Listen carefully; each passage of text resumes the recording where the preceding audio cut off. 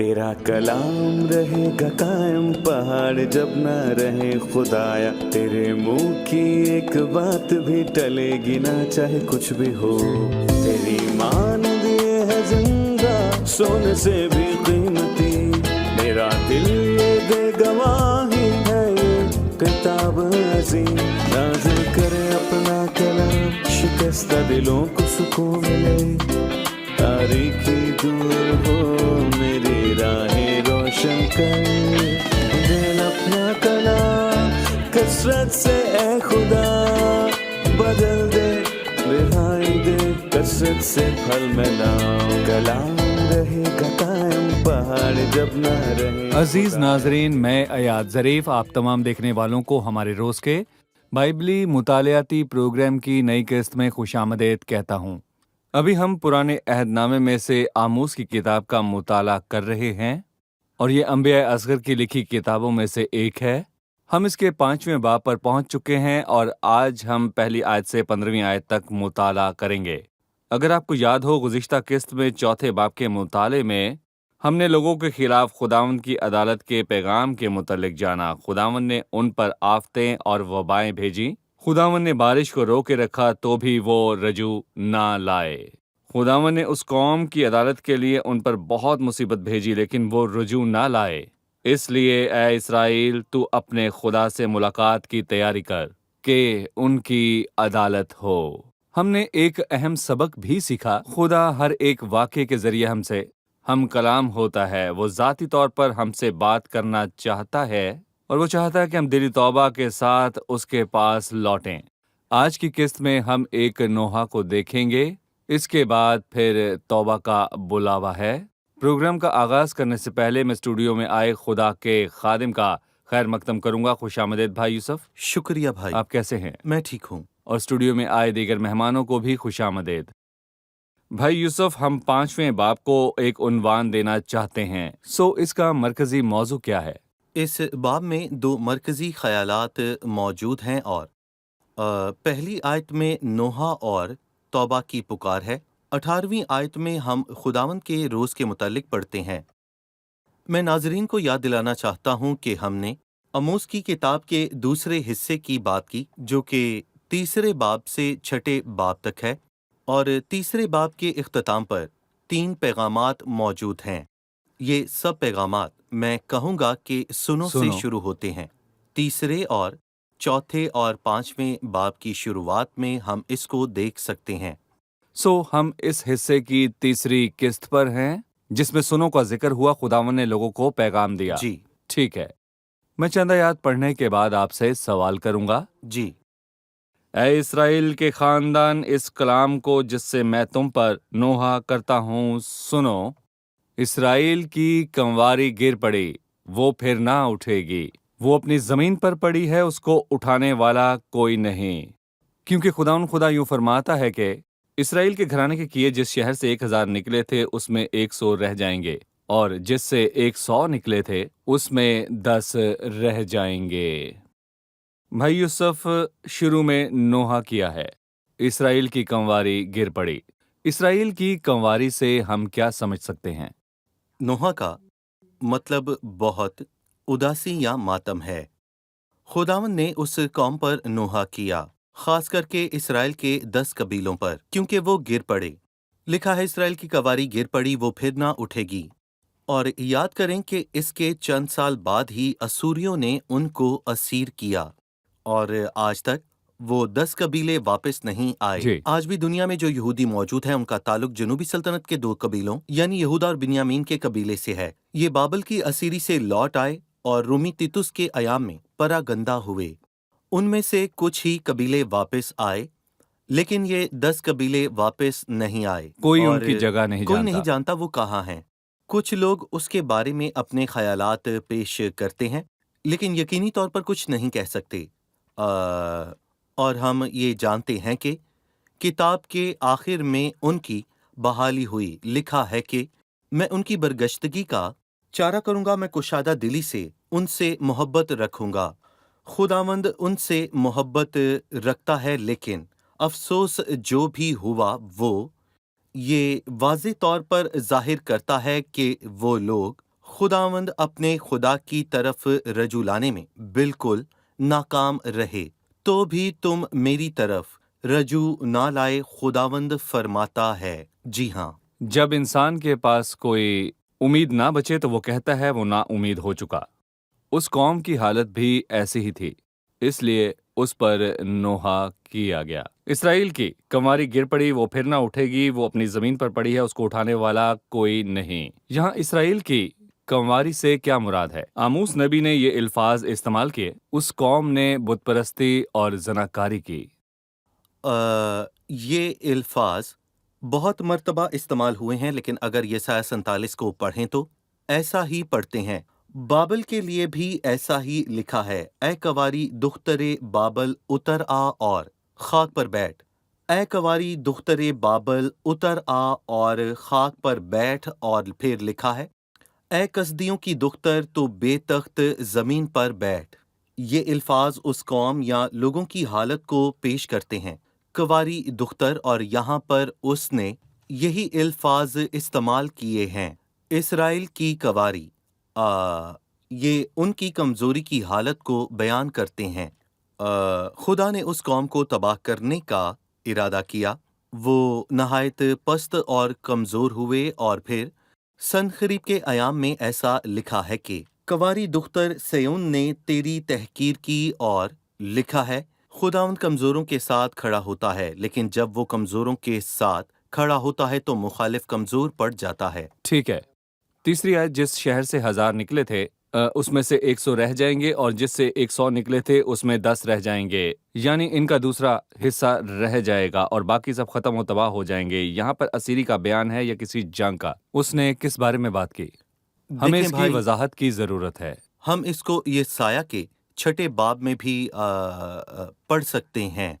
और खुदावंद आदमियों को दूर कर दे और इस सरजमीन में मतरूक मुकाम बकसरत हों, और अगर उसमें 10वां हिस्सा बाकी बच जाए तो वो फिर भस्म किया जाए, यानी उसमें से एक बाकी रह जाएगा, और ये उसके 10वें हिस्से के बराबर हैं। और ये आधा या तीसरा हिस्सा नहीं बल्कि 10वां हिस्सा है। यहाँ लिखा है कि जिस शहर से 10,000 निकलते थे उनमें से 100 रह जाएंगे, और जिनमें से 100 निकलते थे उनमें से 10 रह जाएंगे। इससे वो ये बताना चाहता है कि ये उनकी कम से कम तादाद है और उनमें से अक्सर हलाक हो जाएंगे, और ये सच है। सही। चौथी आयत है, क्योंकि खुदावंद इसराइल के घराने से यूं फरमाता है कि तुम मेरे तालिब हो और जिंदा रहो, लेकिन बैतेल के तालिब ना हो और जिलजाल में दाखिल ना हो, और बेरसबा को ना जाओ, क्योंकि जिलजाल असीरी में जाएगा और बैतेल नाचीज होगा। तुम खुदावंद के तालिब हो और जिंदा रहो। ऐसा ना हो कि वो यूसुफ के घराने में आग की मानद भड़के और उसे खा जाए, और बैतेल में उसे बुझाने वाला कोई ना हो। ए अदालत को नागुदूना बनाने वालों और सदाकत को खाक में मिलाने वालों, मेरे तालिब हो। भाई यूसुफ उसने फरमाया, लेकिन बैतेल के तालिब ना हो और जिलजाल में दाखिल ना हो और बीर सभा को ना जाओ। इस पुकार से आप क्या समझते हैं?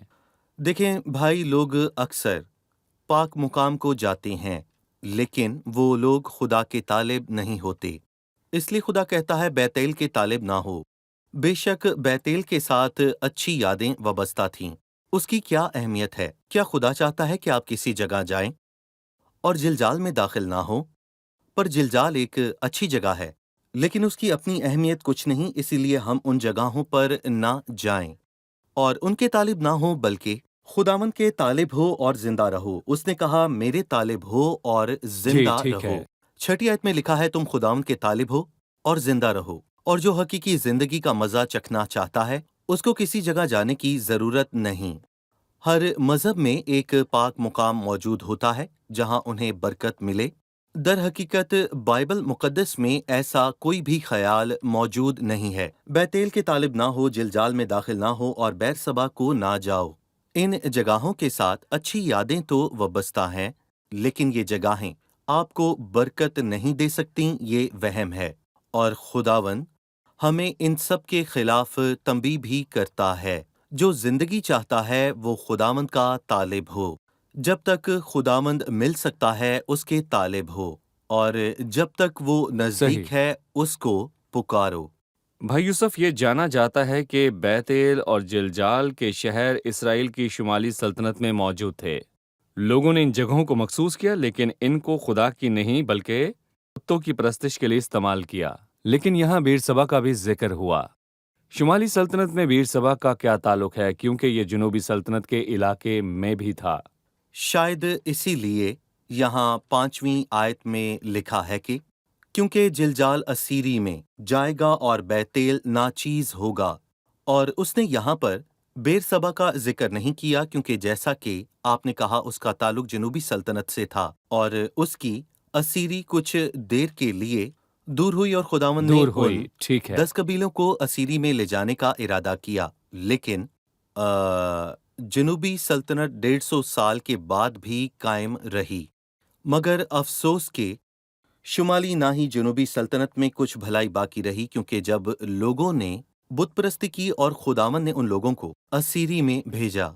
یقیناً وہ شمالی سلطنت سے ہو کر جنوبی سلطنت کو آئے تاکہ بیر سبا کو جائیں، اور وہاں انہوں نے گناہ کیا۔ لکھا ہے بیر سبا کو نہ جاؤ، یعنی ایک سلطنت سے گزر کر دوسری سلطنت کو نہ جانا۔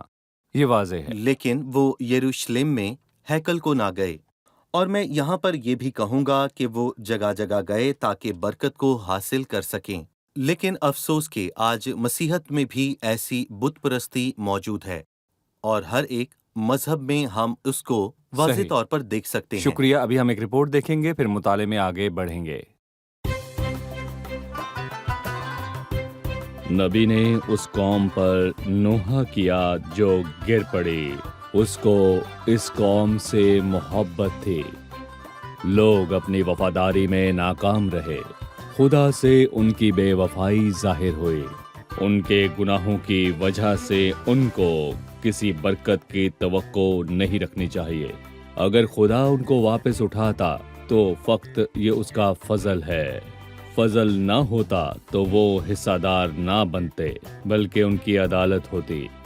انسان ہر دور میں خدا کے حضور ناکام ہوتا رہا ہے۔ ہم اس گواہی کو رد نہیں کر سکتے جو کلیسیا کو ملی۔ خدا کے وسائل لامحدود ہیں۔ جب انسان ناکام ہو جاتا ہے تو خدا کا فضل کام آتا ہے۔ یہ ان سب کے لیے حوصلہ بخش ہے جو تقسیم کی بدولت غم زدہ ہیں۔ ان پر جتنا بھی ظلم ہو، وہ کتنا ہی دکھ اٹھائیں، یہ آخری ایام میں مسیح اور خدا کے جلال کی گواہی ہے۔ نا امید نہ ہوں، اس سے روح پریشان ہوتی ہے۔ خدا کے لوگ اس کے طالب ہوں۔ اگر آپ ہمیشہ شکستہ دل رہیں گے اور توبہ نہیں کریں گے تو اس کے جلال سے محروم رہیں گے۔ سو توبہ کریں، وہ سب کچھ کرنے پر قادر ہے، ہماری سوچ سے کہیں زیادہ۔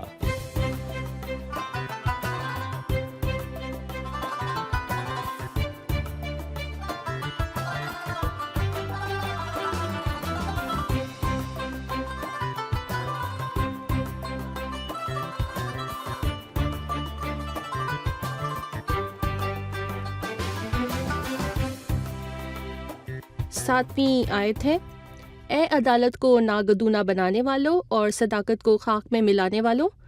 لکھا ہے عدالت کو ناگدونہ بنانے والوں۔ یہ کیسے ہو سکتا ہے عدالت کو ناگدونہ بنانا؟ یہ شیطان کی چلاکی ہے اور اس کی خصوصیت ہے۔ مثلاً مسیح کے ایام میں سردار کاہنوں نے مسیح کے الفاظ کو یاد کیا۔ پلاطوس کو کہہ، خدا ہمیں یاد ہے کہ اس دھوکے باز نے جیتے جی کہا تھا کہ میں 3 دن کے بعد جی اٹھوں گا۔ جی، اور یہی نہیں بلکہ انہوں نے جی۔ صلیب پر اس کی تحقیر کی۔ اے مقدس کے ڈھانے والے اور اسے 3 دن میں بنانے والے، اپنے تائیں بچا، اپنے آپ کو بچا۔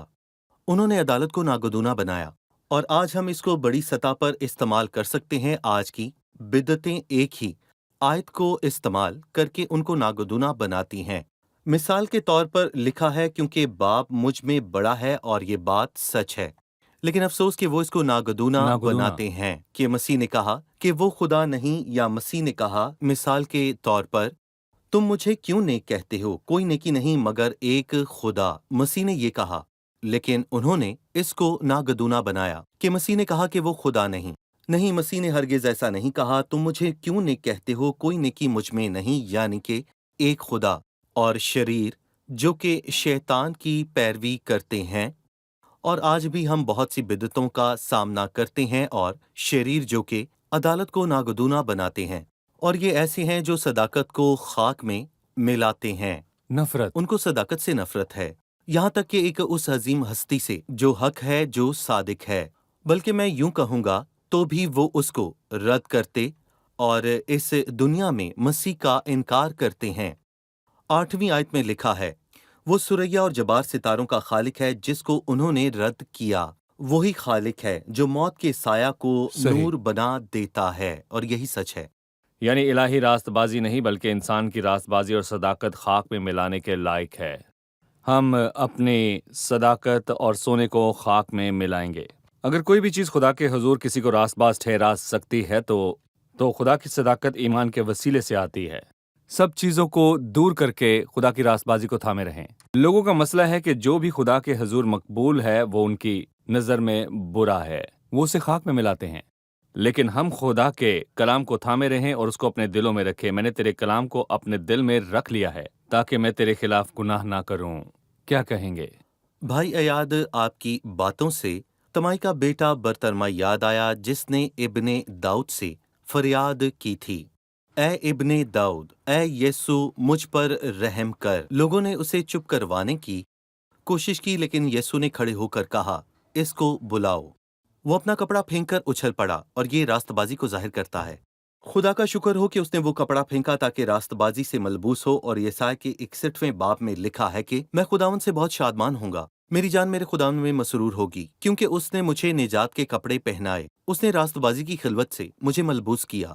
انسان کی راست بازی دور ہو تاکہ وہ خدا کی راست بازی تھام سکے۔ صحیح، خدا کی راست بازی اور اس کے کلام ہی کو، کلام کو جلال ملے۔ اس کے کلام کو، مطلب کہ دو طرح کے لوگ ہوتے ہیں، ایک وہ جو خدا کا کلام سن کر اس کی تحقیر کرتے ہیں، یہاں تک کہ بیچ چوراہے اکٹھا ہو کر کتاب مقدس کو جلاتے ہیں، اور دوسرے وہ جو کتاب مقدس کو پہلی مرتبہ دیکھتے ہیں اور اس کو دونوں ہاتھوں سے تھام کر آنسوؤں کے ساتھ اسے چومتے ہیں اور اسے پڑھتے ہیں۔ بائبل مقدس کی طرف ہمارا رویہ ہی ہماری آخرت کا فیصلہ کرتا ہے۔ اگر میں کلام سے نفرت کرتا ہوں ہلاک ہوگا۔ تو میں ہلاک ہوں گا، لیکن جو کلام کو تھامتے ہیں، اس کو اپنے دل میں رکھتے ہیں، خدا انہیں بھی جانتا ہے کیونکہ وہ اس کے کلام کو اپنے دل میں رکھتے ہیں۔ میں نے تیرے کلام کو اپنے دل میں رکھ لیا ہے۔ لکھا ہے، دیکھ انہوں نے خداوند کے کلام کو رد کیا، ان میں کیسی دنائی ہے۔ احمق ہے وہ جو خدا کے کلام سے نفرت کرتا ہے۔ صحیح۔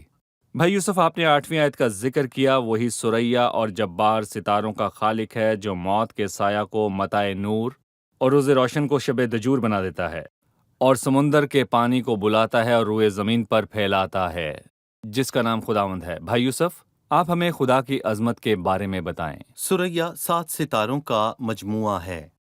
ہم نے کہا کہ اموس ایک عام شخص تھا، وہ گولر کا پھل بٹورنے والا تھا، لیکن وہ بائبل مقدس کے دانا لوگوں اور بڑے لوگوں کی طرح ہی فصیح تھا، اور یہ خدا کا مکاشفہ ہے۔ خدا کا کلام، جی ہاں بالکل، ایوب کی کتاب میں ان چیزوں کا بیان ہوا۔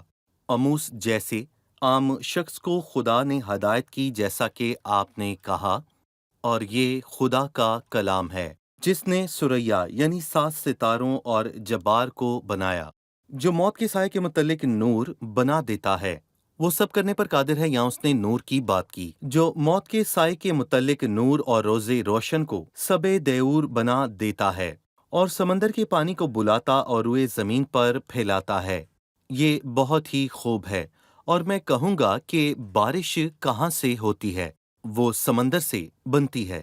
سمندر کے پانی سے بخارات بنتے ہیں، اور پھر وہ اوپر جاتے ہیں، اور پھر بارش ہوتی ہے۔ اور کچھ عرصہ پہلے یہ حقائق سامنے آئے، کچھ سینکڑوں سالوں پہلے، جبکہ اموس نے کئی سالوں پہلے ان کو بیان کیا۔ وہ سمندر کے پانی کو بلاتا اور روئے زمین پر پھیلاتا ہے۔ تا نہ ہو کہ لوگ خدا کا کلام بھول جائیں، جیسے خروج کے 3 باب میں موسیٰ نے پوچھا کہ جب لوگ مجھ سے نام پوچھیں تو میں کیا کہوں؟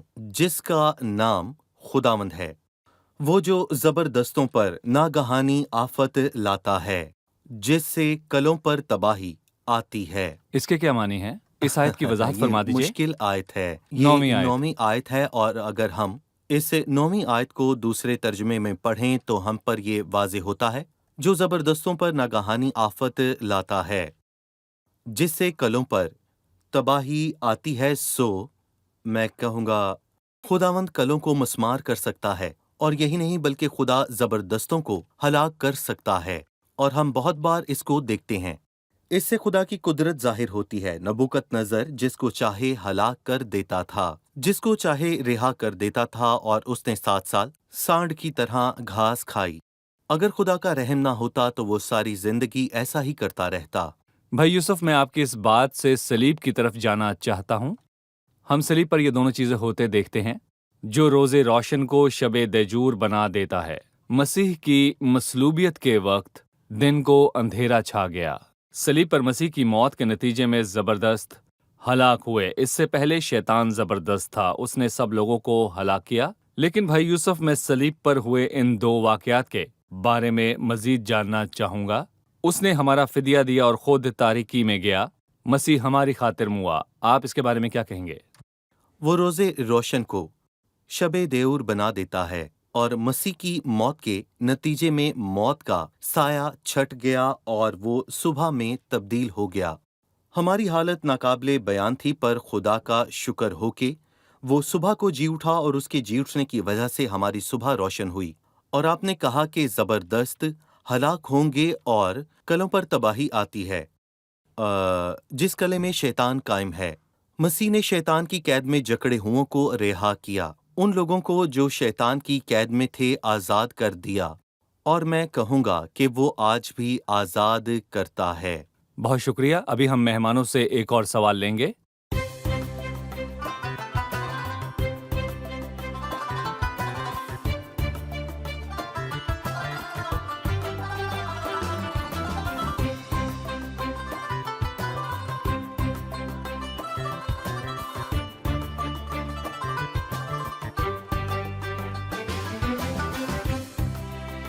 दसवीं आयत, वो फाटक में मुलामत करने वालों से कीना रखते हैं और रास्त गो से नफरत करते हैं। हमें बताइए, कौन मुलामत करता है और वो नफरत क्यों करते हैं? वो हक बयान करता है। लोगों को सच से नफरत है। ये सच है। सही। मैं हक के शहीदों को ऐसे देखता हूँ जैसे कोई लावारस किसी जगह गुम हो। किसी को हक पसंद नहीं, सबको झूठ पसंद है। मसीह ने यूहन्ना की अंजील के 8वें बाब में कहा, लेकिन मैं जो सच बोलता हूँ इसीलिए तुम मेरा यकीन नहीं करते। मसीह सच्चा है, और लोगों ने मसीह पर यकीन नहीं किया क्योंकि उसने सच बोला।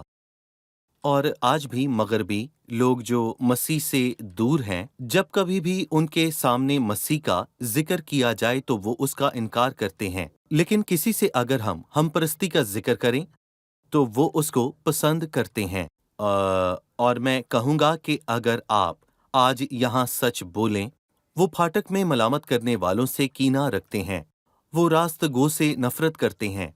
और मैं कहूँगा कि यहाँ मजीद 4 गुनाहों का बयान है। पहला, रास्त गो से नफरत। दूसरा, मस्कीनों को पामाल करना यानी कि ना इंसाफी।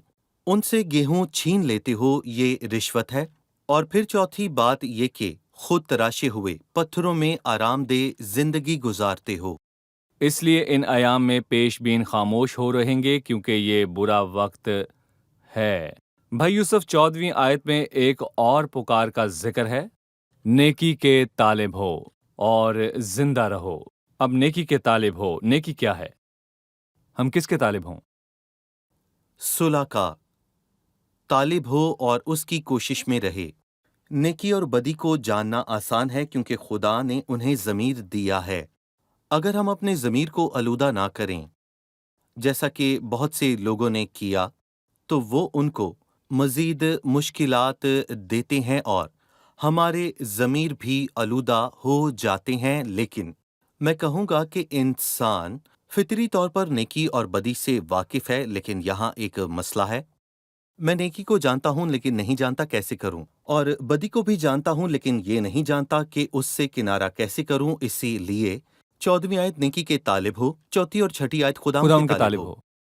یعنی کہ جب ہم نیکی کے طالب ہوں پر یہ نہیں جانتے کہ اسے عمل میں کیسے لائیں اور ہم گناہ پر گناہ کرتے رہتے ہیں، تو ہمیں چاہیے کہ ہم خداوند کے طالب ہوں، کیونکہ جب ہم خداوند کے طالب ہوتے ہیں تو وہ ہمیں گناہ پر فتح بخشنے پر صحیح۔ قادر خدا ہے اور وہ آپ کو نیکی کی قابلیت عطا کرے گا۔ ٹھیک ہے، شکریہ بھائی یوسف، ہم قسط کے اختتام پر پہنچ چکے ہیں۔ خدا ان کے فضل سے اگلی قسط میں ہم اپنا مطالعہ جاری خدا آپ کو رکھیں برکت گے۔ دے۔ مہمانوں کا بھی بہت شکریہ۔ عزیز ناظرین، ہم نے آج کی قسط میں خدا کی عظمت کا بیان کیا۔ وہ خالق ہے۔ یقیناً ہم جانتے ہیں کہ عالم خدا کے کہنے سے بنے ہیں، سب چیزیں اس کے وسیلے سے پیدا ہوئیں، اور جو کچھ پیدا ہوا اس میں سے کوئی چیز بھی اس کے بغیر پیدا نہیں ہوئی۔ جو کوئی یہ بیان کرنے کی کوشش کرے کہ یہ ساری کائنات کسی الہی ہستی کے بغیر وجود میں آئی تو وہ خود کو الجھاتا ہے، وہ خدا سے واقف نہیں، کیونکہ صرف خدا خالق ہے۔ خدا ہی نے سب کچھ تخلیق کیا ہے، اور اس نے صلیب کے ذریعے یہ ممکن کیا کہ ہم ہمیشہ اس کے حضور حاضر ہو سکیں۔ ہم خدا کے بڑے بڑے کاموں کو جانتے ہیں، وہی دن کو تاریک بناتا ہے، اور ایسا ہی مسیح کو صلیب دیے جانے کے وقت بھی ہوا، اس کی مصلوبیت کے وقت یہ ہوا۔ مسیح کا نام مبارک ہو۔ صلیب پر ہوتے ہوئے 3 گھنٹے اندھیرا چھایا رہا، اس نے ہماری سزا اٹھائی، اس نے ہماری خاطر جان دی، اس نے ہمارا فدیہ دیا، اس نے یہ سب برداشت کیا صرف ہماری خاطر۔ اس نے مجھ سمیت سب ایمانداروں کے گناہوں کا بوجھ اٹھایا۔ وہ تاریکی میں رہا تاکہ ہم سے تاریکی دور کر سکے، اور اس نے زبردست کو ہلاک کیا، ابلیس کو شکست دی۔ میرے عزیزو، بائبل مقدس فرماتی ہے تاکہ موت کے وسیلے سے اس کو جسے موت پر قدرت حاصل تھی یعنی ابلیس کو تباہ کر دے۔ صلیب پر مسیح زبردست پر غالب آیا، اس کو شکست دی، اس کی سب طاقتوں اور حکومتوں پر خدا نے فتح حاصل کی۔ مسیح آپ کی خاطر مصلوب ہوا، اور آپ ہی کی خاطر وہ تاریکی میں داخل ہوا، تاکہ آپ کی تاریکی نور میں بدل جائے اور آپ کی ناکامی فتح میں بدل جائے۔ سو مسیح کو قبول کر کے ابدی نور حاصل کریں، اسے قبول کریں اور ابدی فتح پائیں۔ اگلی قسط میں آپ سے پھر ملاقات ہوگی۔ خداوند آپ کو برکت دے۔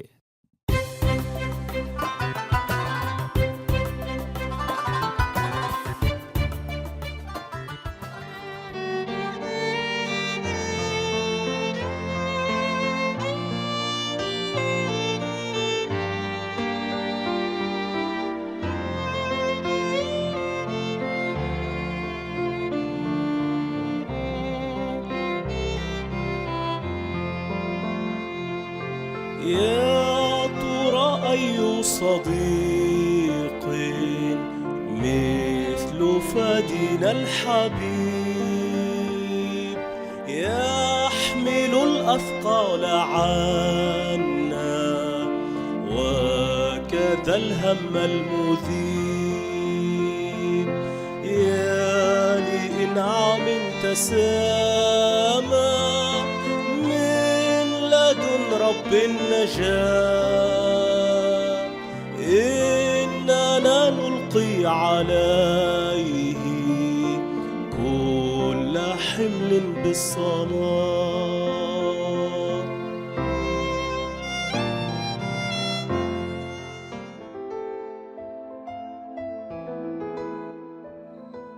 تیرا کلام رہے گا قائم پہاڑ جب نہ رہے خدایا، تیرے منہ کی ایک بات بھی ٹلے گی نہ چاہے کچھ بھی ہو۔ تیری مانند یہ ہے زندہ سونے سے بھی قیمتی، میرا دل یہ دے گواہی ہے یہ کتاب عظیم۔ نازل کرے اپنا کلام، شکستہ دلوں کو سکون ملے، تاریکی دور ہو میری راہیں روشن کر، دل اپنا کلام کثرت سے اے خدا بدل دے، رہائی دے کثرت سے پھل ملاؤ۔ کلام رہے گا قائم پہاڑ جب نہ رہے خدایا، تیرے منہ کی ایک بات بھی ٹلے گی نہ چاہے کچھ بھی ہو۔